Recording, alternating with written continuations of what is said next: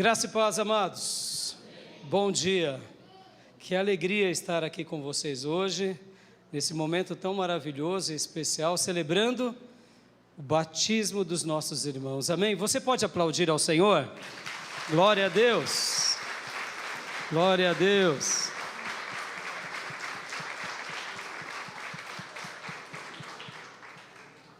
Logo depois do café, eu fui ver onde estavam os batizandos, e a nossa irmã Rebeca estava ali numa sala de aula, com a porta fechada, orando e se entregando, eu diria, em lágrimas ao Senhor. E ali eu falei: está tudo bem, filha? Ela: tá. E eu logo deduzi: choros de alegria. Amém, meus irmãos? Choros de, obrigado, filhote, choros de regozijo, de sentir a alma sendo tocada por Deus, lavada pelo Senhor, sendo visitados pelo Senhor. Então é com muita alegria que hoje vamos celebrar o batismo dos nossos irmãos, juntamente com todos vocês. E eu tenho uma breve mensagem para tratar com vocês sobre esse momento tão maravilhoso.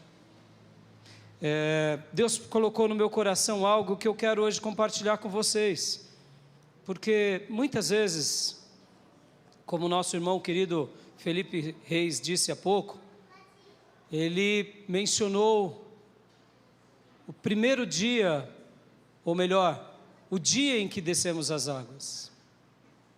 É inesquecível, não é, irmãos? É inesquecível. É um momento onde, de fato, algo acontece de diferente na nossa vida.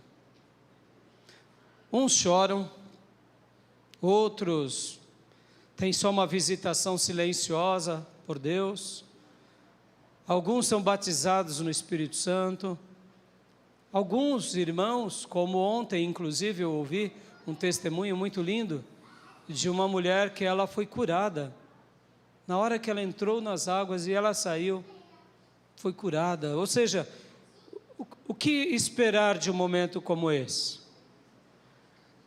O que esperar de um instante como esse? Podem acontecer coisas simples como coisas marcantes, mas sobretudo, eu queria destacar algo que eu quero crer que é o mais importante. Não são os sinais que nos acompanham que talvez seja o mais significativo. Sabe o que é mais significativo nessa hora? É a nossa obediência ao Evangelho. Porque você pode até ter uma experiência e não se manter obedecendo. Você pode até ser batizado com o Espírito Santo, curado, ou quem sabe ter um momento de muita emotividade. Mas sobretudo, eu diria que o mais importante está em nos mantermos obedecendo. Porque na realidade essa instrução não é nada nosso. Isso que está acontecendo hoje aqui não é a criação dos homens. Quero te dizer que há quase 2000 anos, Jesus veio a esse planeta e realizou a obra de redenção.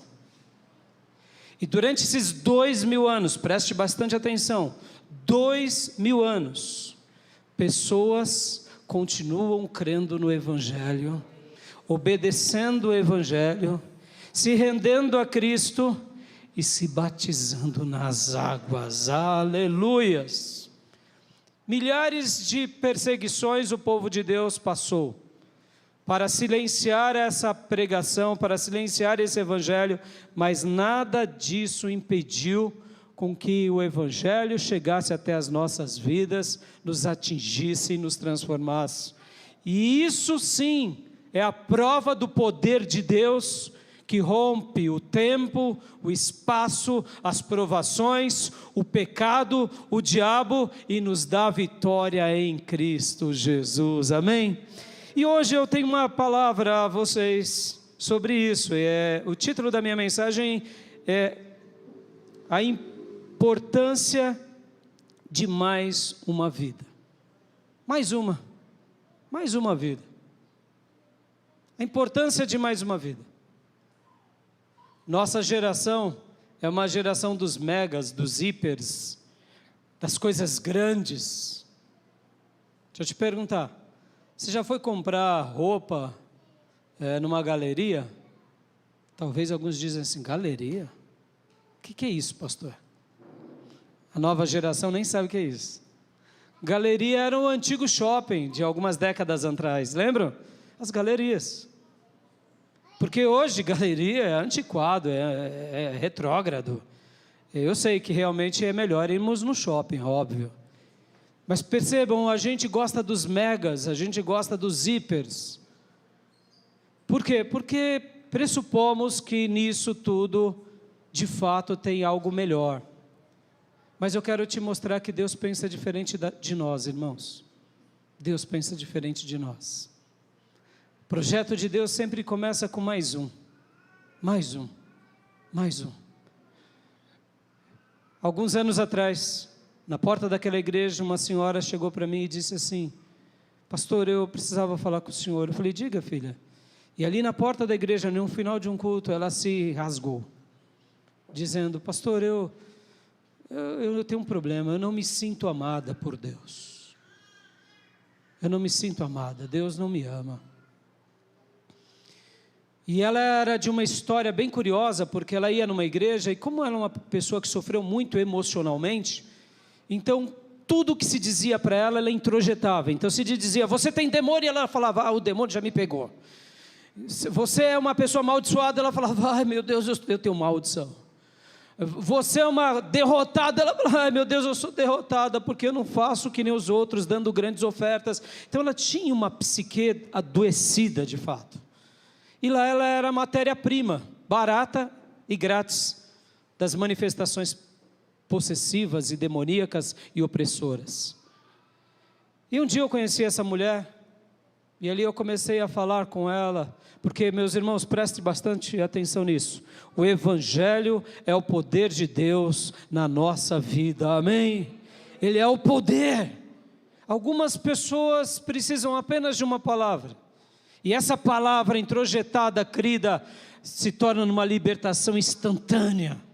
Outras pessoas é um processo mais lento. Por quê? Porque é o mistério de Deus na nossa vida. Então muitas igrejas que querem espetáculos baratos usam essas pessoas como suas matérias-primas, porque tem ali um possesso, um opresso durante 20, 30 anos. E sempre vai ser matéria-prima barata. Porque realmente uma alma, guarde isso, uma alma importa para Deus. Uma alma importa para Deus. Pior dos piores que possamos julgar ou achar, essa vida é preciosa para Deus, amém, meus irmãos? E nessas igrejas, naturalmente, os pastores, eles não terão trabalho de discipular, de ensinar uma mente adoecida com a palavra. E graças a Deus, Deus nos uniu um dia a essa irmã, e ela disse para mim, pastor, Deus não me ama. Eu não me sinto que sou amada, que sou abençoada, que sou próspera. E ali, enquanto ouvia ela, conhecendo da história dela, eu disse assim para ela, irmã, pense na seguinte situação, em que somente você existisse no planeta. Somente você e mais ninguém. Eu quero te dizer que Jesus encarnaria, Ele nasceria, Ele cresceria, Ele cumpriria o ministério só por você, e só por você Ele morreria na cruz. Você crê nisso, minha irmã? Ela falou, mas só por mim, pastor? Porque você importa para Deus. Meus irmãos, aquela palavra foi um divisor de águas no coração dela. A partir daquele dia ela entendeu que ao olhar para a cruz, e para a pessoa de Jesus, e para a obra de Jesus, tudo mudou na vida dela. Posso ouvir glórias a Deus, irmãos? E ali começou uma nova história, porque agora ela já se sentia o quê? Amada por Deus, perdoada por Deus, redimida por Deus, porque é isso que importa para a nossa vida. Então hoje eu quero falar para vocês sobre isso, a importância e o segredo de mais uma vida. Mais uma vida. O projeto de Deus começa com mais um. um dia ele escolheu um homem, chamado Abraão, já idoso, sua esposa era estéril, e fez de Abraão o pai de muitas nações, aleluias.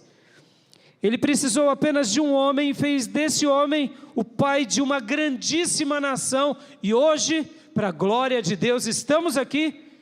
E talvez você diga assim: mas pastor, eu não sou judeu, eu não sou israelita, eu não sou um hebreu. Sim, de fato, nós fomos enxertados, nós fomos adotados nessa história, por meio da nossa natureza, mas nós nos tornamos filhos legítimos espiritualmente, ou seja, pela carne somos adotivos, mas pelo Espírito, pela circuncisão do coração, somos filhos de Deus, aleluias.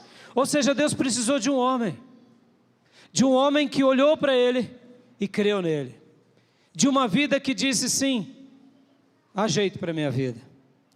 Deus precisou também de um pregador chamado João, para preparar o caminho para a vinda de Jesus.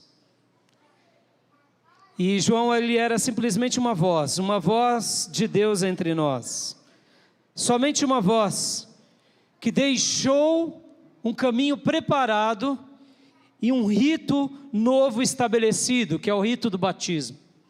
Podem ver que o batismo começa com João, e Jesus continua realizando essa obra depois de João.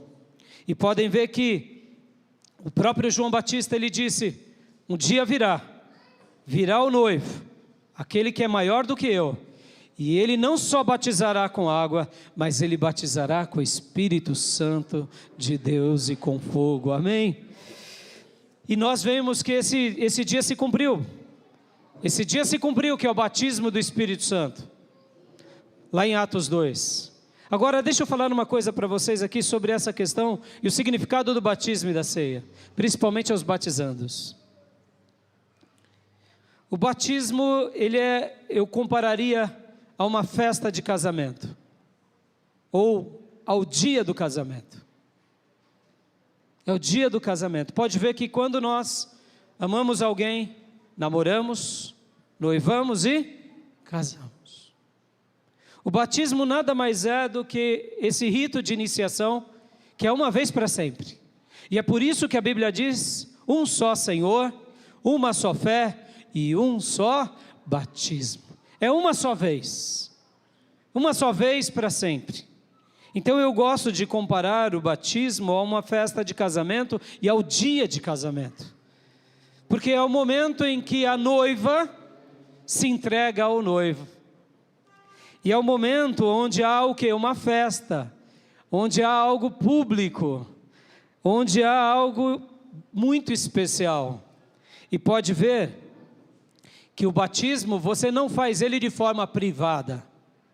Podem ver que o batismo começou com João Batista nas margens do Rio Jordão, e Jesus continuou fazendo nos rios e nos tanques, ou seja, é algo público, Por que tem que ser público? Porque não tem casamento que não se torne público. Quando você passa a amar alguém, você divulga isso para todas as pessoas. Quando você casa com alguém, você não esconde a pessoa. Você não esconde a esposa ou esconde o marido. Porque isso não é casamento, isso é sequestro. Escondeu, não deixa mais ninguém ver. Você quer até, pelo contrário, desfilar com a pessoa amada. Por quê? Porque agora você quer ter os frutos desse amor que são os filhos. É algo público. E é por isso que estamos aqui publicamente, celebrando esse momento dos nossos 3 irmãos, junto com os nossos amados irmãos. E a ceia, pastor? A ceia é algo, eu diria, que também se assemelha àquilo que acontece também no casamento. Algo da alma, do coração. Podem ver que na ceia Jesus deixou-nos a nova aliança. A aliança feita pela carne dele e pelo sangue dele. E nós estamos debaixo dessa nova aliança. Mas a ceia, diferente do batismo, ela acontece o quê? Periodicamente. Aqui no nosso caso, todos os meses. Então a ceia na realidade é os nossos votos de aliança com o Nazareno. É os nossos votos dizendo: eu te amo, meu Jesus. Você já disse isso para Jesus? Eu te amo, meu Jesus. Eu te amo, meu Jesus. Hoje digam para Jesus: eu te amo, meu Jesus. Eu te amo. Eu estou aqui porque eu te amo. É quando a gente, na ceia, faz essa celebração, reafirmando os nossos votos. E por que fazemos a ceia sempre, irmãos? É bem simples, irmãos. Assim como numa relação conjugal, a gente precisa sempre reatar as nossas alianças, refazer as nossas alianças. Não é assim, meus irmãos? Precisamos ou não? É maravilhoso reatar as alianças. Ou não somente reatar, mas é maravilhoso também o quê?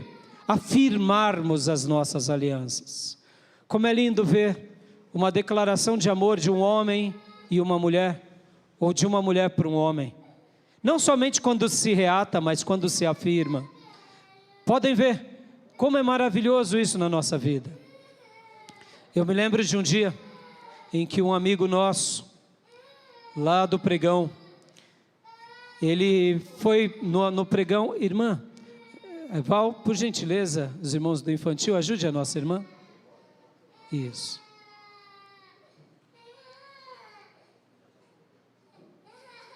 Isso. Isso. Obrigado. Como eu dizia, lá no pregão tinha um aquário. Eu trabalhei durante muitos anos da minha vida no pregão da Bolsa, enquanto existia o pregão. E tinha um aquário, onde as pessoas, parentes e amigos, iam ver o pregão, como que era o funcionamento. E eu me lembro muito bem que tinha um amigo nosso que chegou lá no aquário, uma namorada dele. E lá no pregão colocou uma faixa, dizendo: fulano, eu te amo. Ah, você é o amor da minha vida. Imagina, tinham 1000 pessoas lá no pregão, sendo televisionado e etc. Então, o rapaz ficou assim: eu sou o mais amado desse mundo, eu sou o mais querido. É uma declaração de amor que talvez você goste. Talvez você, irmã, você, irmão, admire isso, porque de fato você acha bonito quando alguém pega num shopping e faz uma declaração dessa no meio de tanta gente estranha, declarando o amor de um homem para a mulher no meio de tanta gente. Talvez você ame isso, mas talvez você seja diferente desse colega, você seja que nem meu outro amigo que estava do lado, que ele disse assim: ai, se fosse minha mulher, ai meu Deus. Tipo assim, não que ele não gostasse da sua mulher, mas publicamente ele falou assim para mim: se fosse a minha mulher no lugar dessa doida, ele gritou, ele não se conteve, se fosse minha mulher no lugar dessa doida, eu batia nela com gato morto até o gato miar. Em outras palavras, pelo amor de Deus, que haja declarações de amor na minha casa, no meu dia a dia, não precisa de nada disso. E eu nunca mais me esqueci como somos diferentes, não somos, irmãos? Uns, enquanto gostam de uma declaração pública, outros gostam de uma declaração privada, no dia a dia. Mas o importante é que na ceia é uma demonstração dos nossos votos que fazemos ao Senhor.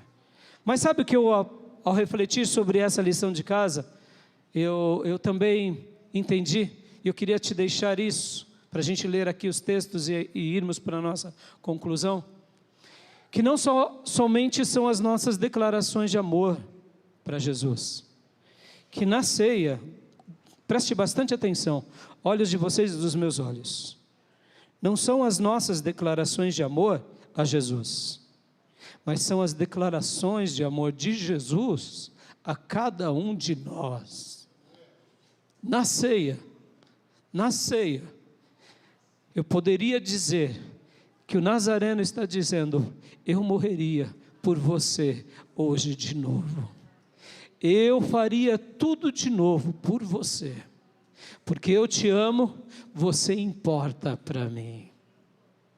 Então é por essa razão que a gente faz o quê? A celebração da ceia esporadicamente. Porque somos imperfeitos e Ele sabe disso. Falamos do nosso amor para Ele, e Ele diz do amor dEle por nós, aleluias. E eu quero ler aqui 2 passagens agora para ilustrar a importância de mais um, que está em Atos, capítulo de número 8, 2 pessoas, e a gente vai logo na sequência para essa festa de batismo com os nossos irmãos. Atos 8 conta uma história, do versículo 26 em diante. Eu vou ler rapidamente. Um anjo do Senhor, Atos 8, 26. Um anjo do Senhor disse a Filipe: vá para o sul, para a estrada deserta que desce de Jerusalém a Gaza. Ele se levantou e partiu. No caminho encontrou um eunuco etíope, um oficial importante, encarregado de todos os tesouros de Candance, rainha dos etíopes. Este homem viera a Jerusalém para adorar a Deus e de volta para casa, sentado em uma carruagem, li o livro do profeta Isaías, e o Espírito disse a Filipe: aproxime-se desta carruagem e a acompanha. Guarde isso no seu coração. Deus separa o ministro para mais uma pessoa. Quem era esse homem? Um eunuco, uma pessoa da corte, que ia adorar a Deus em Jerusalém. E naqueles dias tinha acabado de acontecer aquilo que nós já sabemos que era o quê? O derramar do Espírito Santo de Deus sobre todos. A igreja estava crescendo, muitas vidas se convertendo, e quando ele foi adorar a Deus no templo, ele se esbarrou com mensagens como essa: o Messias veio, ele morreu por nós, os discípulos deles estão aqui entre nós, pessoas estão se batizando. E ele começou então a ler o livro do profeta Isaías na sua carruagem. Mas Deus e o Espírito Santo de Deus foi impelido para ir ao encontro de mais uma vida, porque uma alma importa para Deus. Deixa eu te fazer uma pergunta: 1 mais 1 para Deus é igual a quantos, irmãos? É óbvio que na matemática de Deus são 2, mas lembra que eu disse que Deus precisou só de um homem, que foi Abraão, e depois pegou uma mulher, que é Sara, que é sua esposa, que era estéril, e 1 mais 1 se tornaram em quantos? Milhares de milhares, para a glória de Deus. Não subestime a obra que Deus tem na sua vida. Você importa para Deus. Jesus te ama, Jesus quer derramar sobre a sua vida o perdão dEle. Por quê? Porque você importa para Deus. Talvez você diga: mas pastor, quem sou eu? O que eu tenho feito? Você foi criado à imagem e à semelhança de Deus, e Deus Pai, Deus Filho e Deus Espírito Santo te amam. 1 mais 1 na conta de Deus é muito mais do que 2. Na conta de Deus pode ser milhares de milhares.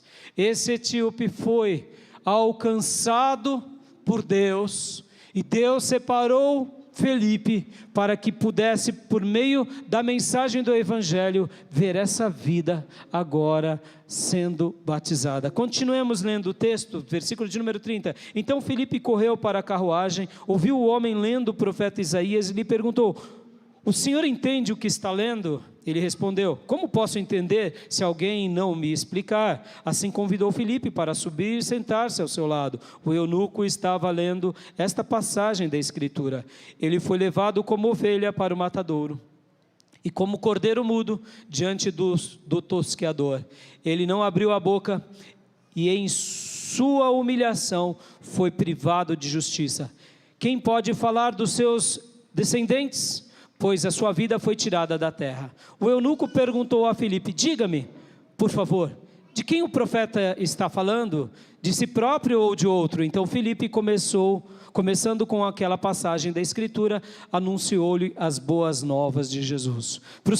Prosseguindo pela estrada, chegaram a um lugar onde havia água. Ou seja, ele estava lendo, era uma vida, um eunuco, um etíope, um gentil, mas todos importam para Deus.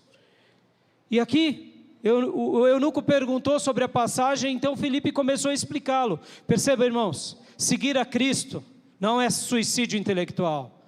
Seguir a Cristo é ter certeza de uma coisa: Deus falou conosco por meio da sua palavra.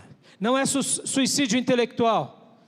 Seguir a Deus é também seguir em fé, mas essa fé não é uma fé baseada nas nossas crendices, no nosso misticismo, nas visões fúteis e tolas dos nossos corações. É seguir segundo a palavra de Deus, essa palavra que foi revelada, essa palavra que Deus deixou. Então o Felipe começa a explicar ao etíope, ao eunuco, e chegando aqui, como diz aqui o texto no versículo 36, diz: prosseguindo pela estrada, chegaram a um lugar onde havia água. O eunuco disse: olhe, aqui há água, que me impede de ser batizado? Ou seja, eu entendi a tua mensagem, eu compreendo que o profeta Isaías estava falando sobre Jesus. Eu quero Ele para a minha vida, eu aceito Ele na minha vida, e agora eu quero passar pelas águas batismais. E aqui, disse Felipe: você pode, se crê de todo o coração. O eunuco respondeu: creio que Jesus Cristo é o Filho de Deus. Amém, meus irmãos? E ali ele passou pelas águas. Continuando o texto: assim deu ordem para parar a carruagem. Então Felipe e o eunuco desceram à água e Felipe o batizou. A primeira pessoa que importou para Deus, um estrangeiro, uma pessoa de uma outra nação, que foi buscar a Deus em Jerusalém, mas se encontrou com o Nazareno, se encontrou com o Salvador. E a segunda pessoa que importa para Deus, que eu queria compartilhar rapidamente aqui com vocês, é o texto tão conhecido e citado, que é a conversão de Saulo. Quem era Saulo, irmãos? Saulo é conhecido por nós como o grande apóstolo Paulo, ou como muitos chamam, Santo Paulo. Paulo foi o maior discípulo, Paulo foi o maior cristão, Paulo foi o maior apóstolo, Paulo foi o maior evangelista de todos os tempos. Ninguém, segundo as nossas perspectivas, se tornou tão grande quanto Paulo, exceto João Batista e Jesus, o nosso Senhor, é claro. Mas na história da igreja, Paulo se tornou um ícone. Só para vocês terem uma ideia, metade do Novo Testamento foi escrito por Paulo. Talvez você diga assim: pastor, ele foi muito brilhante. Deixa eu só dar um breve resumo da vida dele. Paulo foi um fariseu, criado aos pés de Gamaliel, da tribo de Benjamim. Ou seja, ele aprendeu nas escolas de Jerusalém e nas escolas de Tarso. Depois ele se forma em filosofia. Ele era formado na Universidade de Tarso, ele era um poliglota, uma pessoa ilustre dos seus dias, mas como judeu, ele era assassino e perseguidor dos cristãos. Pastor, sim, se Paulo entrasse aqui, numa igreja como essa, ele estaria ao lado dele com uma escolta de soldados e mandaria prender todos nós. E eu, como pastor de vocês e os líderes principais, sofreríamos muito nas mãos de Paulo. Paulo começa a sua vida vendo o primeiro mártir, que era Estevão. Quando vocês leem um pouquinho antes, o primeiro mártir que é apedrejado pelos judeus, Saulo está segurando as vestes daqueles que apedrejam. Esse era um gesto que demonstrava: vocês estão fazendo isso na minha autoridade, porque ele era uma pessoa de muita autoridade. Entre o Sinédrio, que era o grupo que liderava os judeus, ele era uma das pessoas mais ilustres. Então ele estava dando a alforria, ele estava dando a autenticação para aquele martírio de Estevão. Ou seja, era uma pessoa muito cruel. E aqui em Atos capítulo 9, ele está indo para Damasco para acabar com os crentes, para destruir com os crentes, para aniquilar com os crentes. E Paulo mesmo diz que ele se sentia o pior dos apóstolos, o pior dos cristãos e o pior dos pecadores, porque ele matou pessoas, prendeu pessoas, surrou pessoas, porque ele achava que se ele fizesse isso para o Deus dele, ele estaria fazendo um favor, porque eles viam que o povo que seguia Cristo eram opositores à fé dele. E quando ele ia para Damasco, algo aconteceu. O Senhor aparece para Saulo. E aqui acontece algo maravilhoso. Eu quero ler rapidamente com vocês Atos, capítulo de número 9. Enquanto isso, Saulo ainda respirava ameaças de morte contra os discípulos do Senhor. Dirigindo-se ao sumo sacerdote, pediu-lhe cartas para as sinagogas de Damasco, de maneira que, caso encontrasse ali homens ou mulheres que pertencessem ao caminho, pudesse levá-los presos para Jerusalém. Em sua viagem, enquanto se aproximava de Damasco, de repente brilhou ao seu redor uma luz vinda do céu. Ele caiu por terra e ouviu uma voz que lhe dizia: Saulo, Saulo, por que você me persegue? Preste bastante atenção. Saulo estava perseguindo os cristãos, todos eles. E agora o próprio Jesus ressurreto aparece para Saulo. E Jesus ressurreto está dizendo para Saulo: por que você me persegue? Jesus não disse: por que você está seguindo os batizandos? Por que você está seguindo os cristãos? Não foi isso que Jesus disse. Jesus disse: por que você me persegue? Mas Saulo estava perseguindo Jesus? Jesus já não tinha morrido e ressuscitado? Já.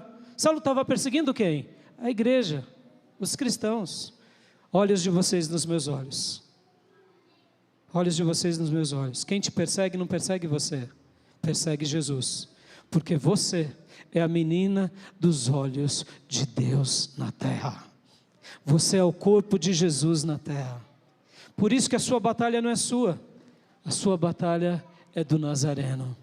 Quem te persegue, persegue a Jesus. E aqui acontece, continuando, ele respondeu, versículo 5, Saulo perguntou: quem és tu, Senhor? Ele respondeu: eu sou Jesus a quem você persegue. Levante-se e entre na cidade. Alguém lhe dirá o que você deve fazer. Os homens que viajavam com Saulo pararam emudecidos, ouviram a voz, mas não viram ninguém. Saulo levantou-se do chão e, abrindo os olhos, não conseguia ver nada, e os homens o levaram pela mão até Damasco. Por 3 dias ele esteve cego, não comeu nem bebeu. Em Damasco havia um discípulo chamado Ananias. O Senhor o chamou numa visão: Ananias. Eis-me aqui, Senhor, respondeu ele. O Senhor lhe disse: vá à casa de Judas, na rua chamada direita, e pergunte a um homem de Tarso chamado Saulo. Ele está orando. Numa visão viu um homem chamado Ananias chegar e impor-lhes as mãos para que voltasse a ver. Respondeu Ananias: Senhor, tenho ouvido muita coisa a respeito deste homem e de todo o mal que ele tem feito aos teus santos em Jerusalém. Ele chegou aqui com a autorização dos chefes dos sacerdotes para prender todos os que invocam o teu nome. Percebam, Deus fala para Ananias: Ananias, numa visão, vai lá na rua direita. Tem um homem chamado Saulo, que ele está tendo uma visão agora, e você vai ser esse vaso usado por mim para ajudá-lo. E Ananias começa a relatar e questionar a Jesus: mas Jesus, esse é o que fez mal ao povo lá em Jerusalém, e ele veio para cá também para fazer mal. Continuando o texto, versículo 15, mas o Senhor disse a Ananias: vá, este homem é o meu instrumento escolhido para levar o meu nome perante os gentios e os seus reis, e perante o povo de Israel. Mostrarei a ele o quanto deve sofrer pelo meu nome. Então Ananias foi, entrou na casa, pôs as mãos sobre Saulo e disse: irmão Saulo, o Senhor Jesus, a quem lhe apareceu no caminho por onde você vinha, enviou-me para que você volte a ver e seja cheio do Espírito Santo. Imediatamente, como escamas, caiu dos olhos de Saulo, e ele passou a ver novamente. Levantando-se, foi batizado, e depois de comer, recuperou as forças. Aleluias!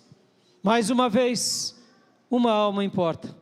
E agora, Ananias foi ao encontro desse perseguidor, que num primeiro momento era perseguidor, e se tornou a pessoa mais ilustre do cristianismo. Amém, meus irmãos? Eu quero deixar essa palavra para vocês. Batismo é a festa em que a noiva casa-se com o noivo. O seu batismo foi a festa em que você se casou com o amado das suas almas. Se você ainda não foi batizado, hoje o Senhor, Ele está te convidando. Se torne minha noiva. Aprenda a me amar e se prepare, porque eu mostrarei para vocês o meu amor. E a ceia, que vocês hoje, juntamente conosco, iremos celebrar ainda hoje, é a grande aliança desse amor, que ao segurarmos nas mãos, nos lembramos que Jesus foi partido na cruz para nos perdoar e para nos salvar. E com a ceia, podemos declarar a Ele o nosso amor e refazer a Ele a nossa aliança. Mas também, na ceia, podemos ouvir da voz dEle o quanto Ele nos ama dia a dia. E eu quero apenas recordar aquele diálogo que eu tive com aquela irmã naquela porta. Talvez você não se sinta amado por Deus. Eu quero te dizer que você é amado por Deus. Você é amada por Deus. Se somente você existisse nesse planeta, Jesus nasceria, cresceria, cumpriria todos os mandamentos de Deus, morreria na cruz, somente para te salvar, e ressuscitaria, simplesmente porque Ele te ama. Que Deus guarde essa palavra no nosso coração. Agora a gente vai ouvir um louvor, e a gente vai fazer esse batismo para a glória do Senhor. Amém, meus irmãos? Deus abençoe. Chama o ministério de louvor.